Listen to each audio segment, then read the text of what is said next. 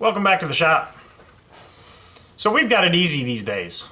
We really do. With the advent of the 1x30, 1x42 inch belt sander. I've had abrasive sanders for a long time. You know, there's just a lot of things that make our life easier when it comes to restoring tools. This is one of the power tools, one of the many power tools grabbed out of my grandfather's shop before we tore it down.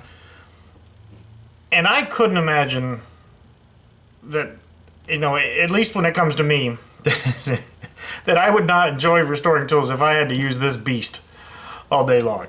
And I'm just assuming that this is very unpleasant to work. It only has an on-off switch. There's no modulating it. If it gets out of control, you know, you're probably in trouble.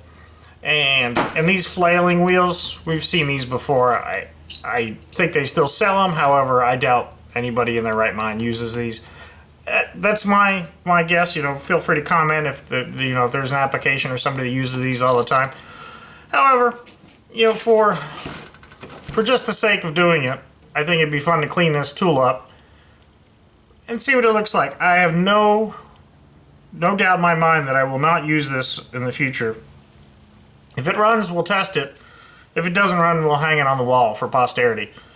But I thought it'd be fun to clean this up a little bit, and it doesn't look too complicated, and that's probably, I shouldn't start off by saying that, but I've taken tools apart like this before, and usually tools that are serviceable, you can see that the brushes are replaceable. Everything on here is designed to, you know, be readily accessible. That's indicative of a quality tool, at least, you know, back in the days when this was made. This was made by Goodell Pratt. It's called the Toolsmith AC/DC drill. Looks like a model 1114-something. It's hard to say. I'm going to try to do my best to preserve the nameplate and everything on here, but we'll go ahead and get some time lapse of me breaking this down and see what we've got.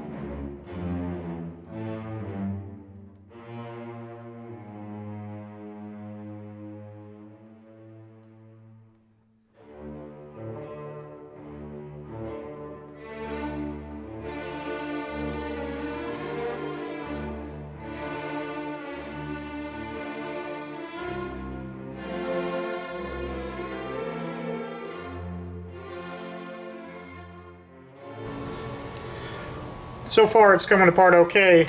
I just haven't, well, it's not obvious to me exactly how the housing comes apart. The wiring in here obviously needs to be replaced, and I need to get further back in here. It's sort of a ship in a bottle there, so if I can get the armature or windings out of here, that I think that'll make my life a lot easier. I can solder it, reassemble it, paint it, slide it all back together. That's my goal. I don't know if it's going to work or not.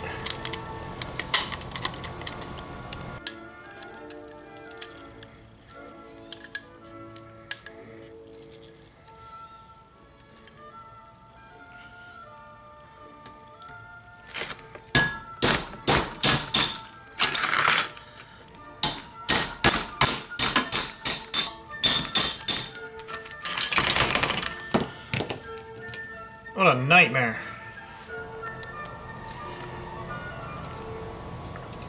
We've got this liquid electrical parts cleaner. I think it's real similar to brake parts cleaner. It's more expensive. I'm not really sure what the difference is. I think this might be straight alcohol.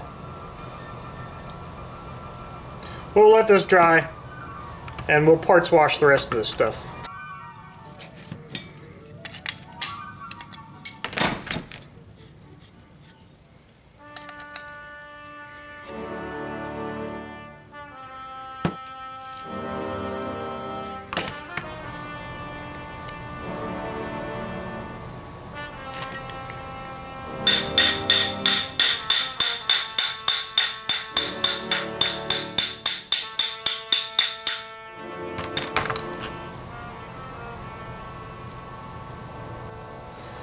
So there's everything knolled out.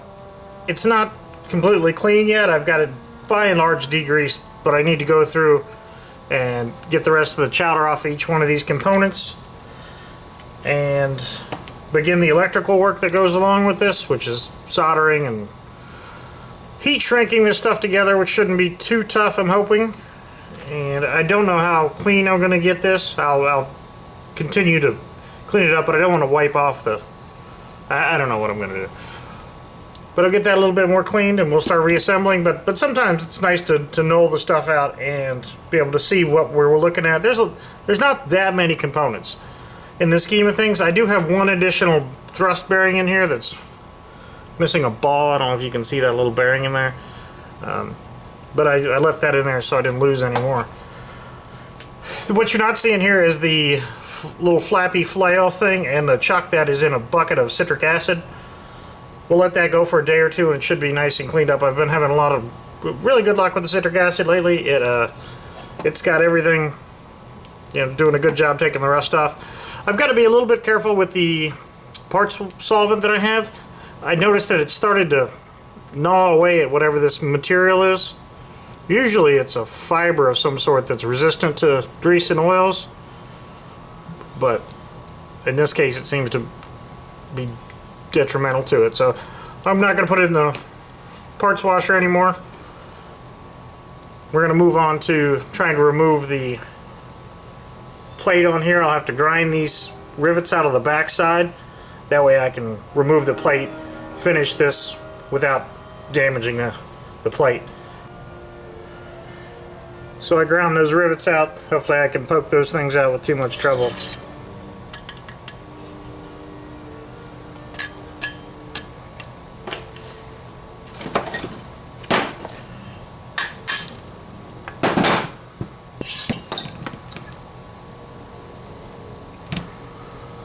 So that's what it looked like before. It's pretty amazing. Well, I've got some things polished up a little bit. That looks pretty nice. It's not perfect. There are some dissimilarities in there, but that's okay. And the housing, got that painted up. So it's coming right along. Again, I'm not sure if this did work or what condition it's in, mechanically speaking. However, we're going to make the effort. I'm going to make the effort to try to rewrap these, to add some new wire to this.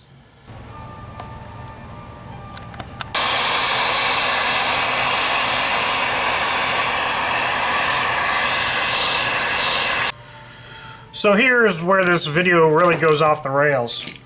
I have a lot of little tiny pieces, and for me to get the little pieces in there and get each shot of that, it's just nearly impossible. As I fiddle with this and get my nose down inside of there to see what's going on, it's going to be really tough. I'll try to get as many shots as I can, but it's probably going to be horrible from here on out. I might just cut to the finished product. We don't know, but we'll try to get it. I'll try to get some shots of it.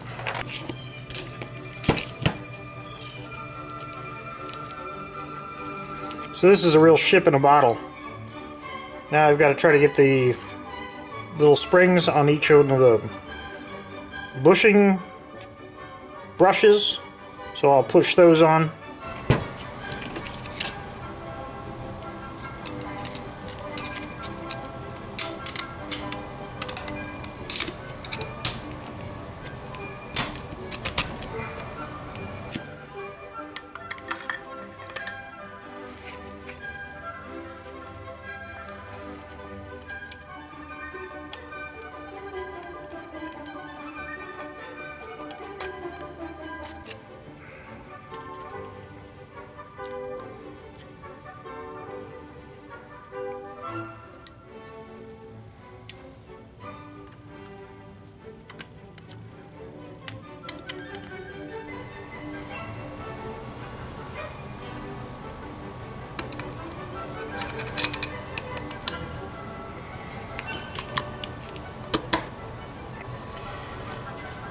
So at the outset, I told you that this is going to be a wall hanger, but if I can make it work, I'm going to try to make it work. Look at that. We've got to add the strain relief on here now, and to keep it from pinching or chafing or anything, I'm going to go ahead and add another piece of heat shrink.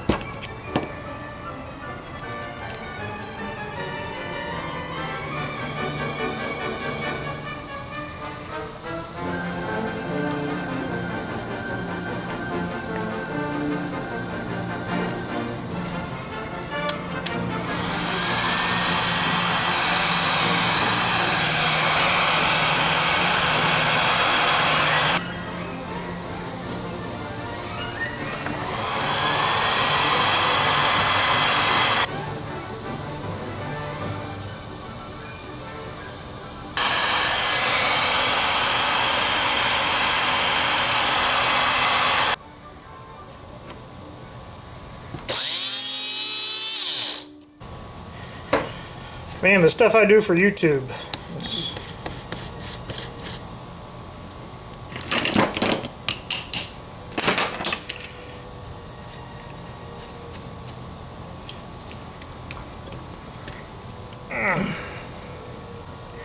Alright, here goes.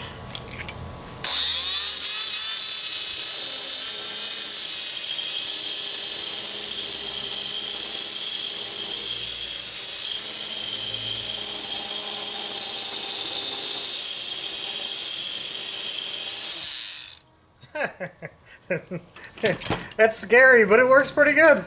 Look at that thing. Man, I wouldn't want to do that all day. But it does. That's just amazing. So, yeah, let me tighten the workbench up. Bring it back. So there it is, the Goodell Pratt 1/4-inch drill. It's pretty neat. It's going to be a wall hanger. I know the cord's not ideal, but for a wall hanger, it's good enough. And the fact that it works, I think, is pretty neat. So I hope you guys enjoyed the video. Thanks for watching.